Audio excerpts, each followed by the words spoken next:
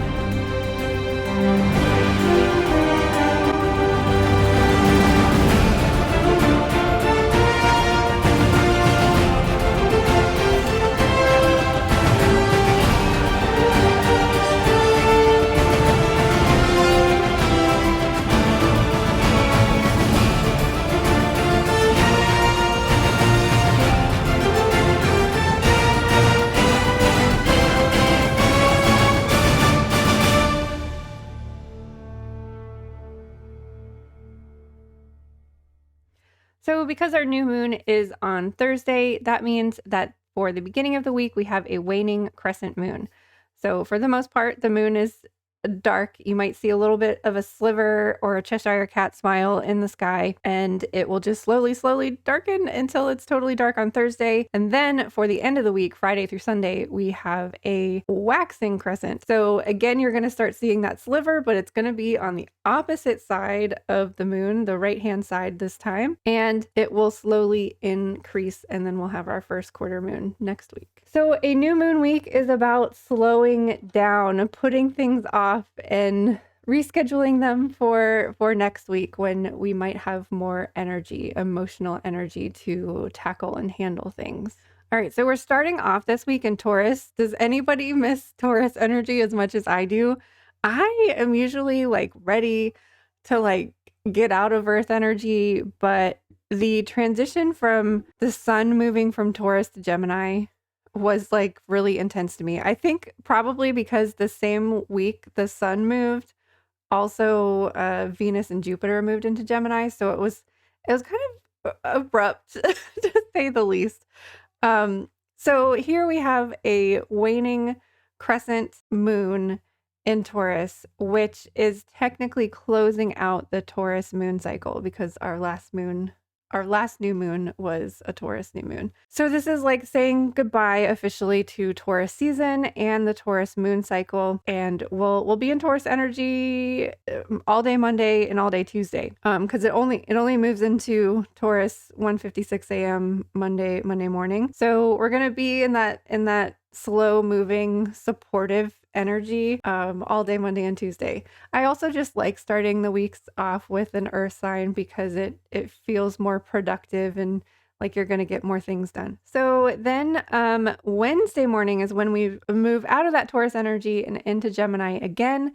And this is going to put us into our new moon energy. So if you're wanting to do a new moon ritual, just know that the moon will be new Thursday or kind of early in the morning, 8:37 a.m. And then Friday morning is when we transition into Cancer. So if you want to tap into that Gemini new moon energy, that's probably going to be, you're better off working with that energy Wednesday and Thursday versus Friday. So like I said, a couple weeks ago, we had a lot of the planets transitioning into Gemini as well. And it's a very different energy moving from that earth solid grounding energy to anything can happen up in the air Gemini energy. Gemini, being the twin, shows us two different sides of things, and that like both are true at the same time. Like you can be in the middle of this transformation, and then you can also be the ending product on the other side of it. It's understanding all of the different aspects of yourself. And that's kind of why some people say that like Gemini suns specifically like have a multiple personality, because they're just able to truly embody those different aspects of themselves. I like to use Gemini moons and specifically Gemini new moons for really speaking your truth and saying something, confirming to the universe with your words and with your voice, using your throat chakra, that like, this is what I want and this is what I'm going for and I'm going to commit to this. It's like using your voice to set your intentions. So writing them down is going to be really beneficial for this new moon, or saying them out loud, or creating some sort of affirmation or mantra for, we created an affirmation on the Taurus new moon. So really setting intentions around having some sort of daily practice where you're reciting this affirmation or mantra a certain number of times a day. Or it can be just having those affirmations or mantras written down somewhere so that you're seeing them regularly, or actively like using them in the moment. When, if you have an affirmation for when you're really stressed out and calming yourself down, using your words and saying those things out loud, proclaiming your truth. In the Just a Phase Moon Planner, we are for the new moon, we are coloring and having fun. This new moon on Thursday is going to transition us into Cancer on Friday, and that's going to take you into the weekend to allow yourself to hopefully still kind of lay low. Like, even though it's a waxing moon, this is still low energy. And especially if like your cycle is around this time, like allow yourself that the cozy home vibes that Cancer has to offer. Cancer is the mother, the nurturer, and the caretaker. And we'll be in Cancer energy all day Friday and Saturday, and most of Sunday too. Later in the afternoon, 3:29 p.m. is when we move into Leo. So we will start off the week with Leo next week. So get your favorite outfit ready and, I don't know, do whatever it is that you do to like let your Leo-ness out. And one last thing I want to say about the energy of this week. On Sunday, June 9th, Mars is transitioning into Taurus. Mars has been in Aries since April of this year, and Mars in Aries is very like active and volatile. You might feel this urgency to like move and get things done, and you might have like excess energy during this time. So bringing into Taurus is going to like slow things down a little bit, and hopefully maybe give us back some of that Taurus energy if any of you have been craving it since we left Taurus season. Mars in Taurus is much more slow moving, whereas Mars in Aries is very active and fiery. Okay, so our card for this week is You Are Not Alone. Isolation, physical connection, and community. You know, it's funny, when I was shuffling, I was like, I usually ask like for a card for the collective when I pull the cards for the week. And for some reason, instead of just saying for the collective, I was saying collective community. And that's one of the keywords on here. So the older the soul, the deeper the cave. Many star seeds and old souls enjoy their own company. Spending time alone can be comforting and necessary for their vitality, as it allows them to commune with their soul and fill up their energetic resources, especially if they have an underactive or open root chakra or find it hard being human. Many starseeds find it more nourishing to retreat than to spend their time in meaningless conversations and relationships. However, we must remember that we're not here to go about this life alone. Humans are pack animals, and we all need love, company, and support of others, both emotionally and physically. In our increasingly online world, we can be connected to more people and yet feel more alone and isolated than ever. There's still so much we don't know about the energetic side effects of things like social media. With so many people knowing our news, what is it doing to our auric field? Commonly, we find ourselves in constant conversation, yet lacking the genuine connection of physical community and touch. The main message of this card is to step out of your cave and physically reach out to those in your life, to replenish when you need to, but to not isolate yourself. This could be seeing friends and family who live nearby or having a regular catch-up walk with someone. In what ways can you open yourself up to the people who are physically in your life and those you truly know? How can I reach out to people in my life physically? I feel like I'm being called out with this card. So, I mean, Gemini likes to socialize and likes to play and have fun and joke around, and this week would be a good time to reach out to people. And our chakra card is Grounded Harmony. When you align with the energy of the Earth Mother Gaia, you will discover that you attune to the vibrations of higher and stronger frequencies.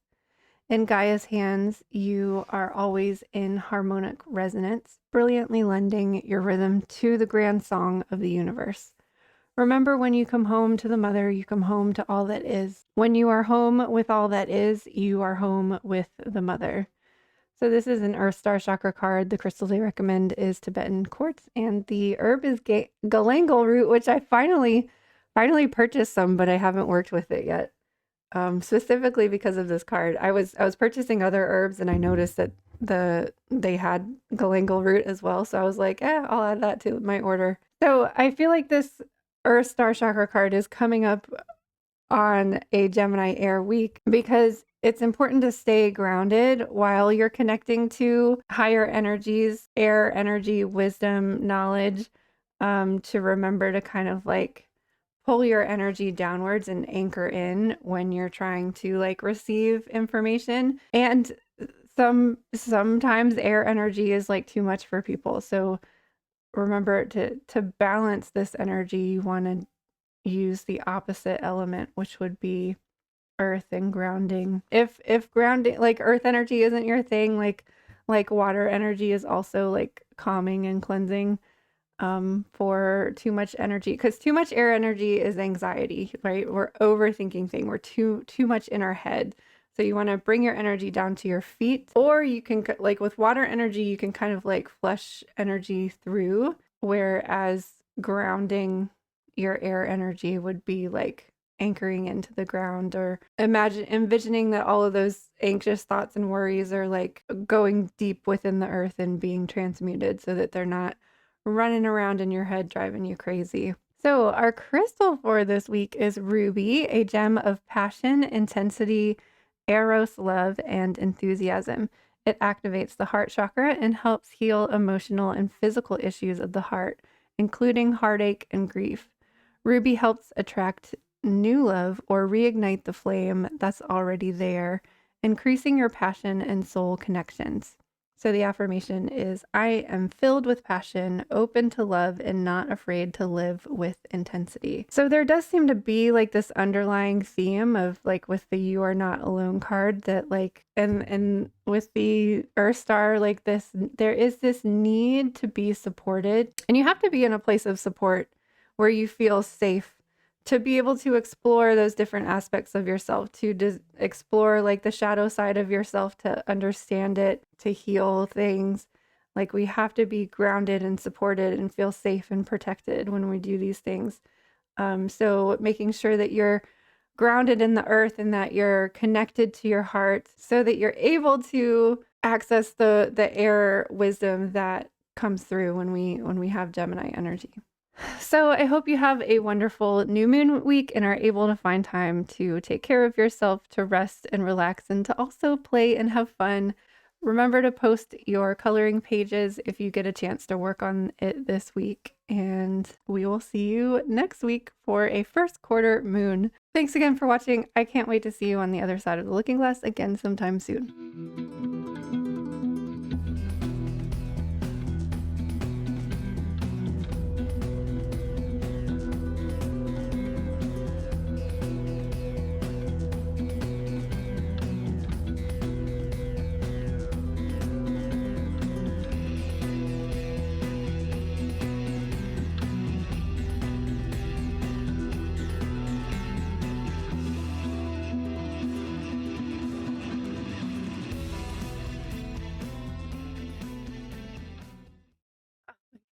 and get my water. Ah, why did I even go up there? I gave the cats water instead of me water. I don't even remember where I was. I left the book upstairs. Oh my god. What is wrong with me?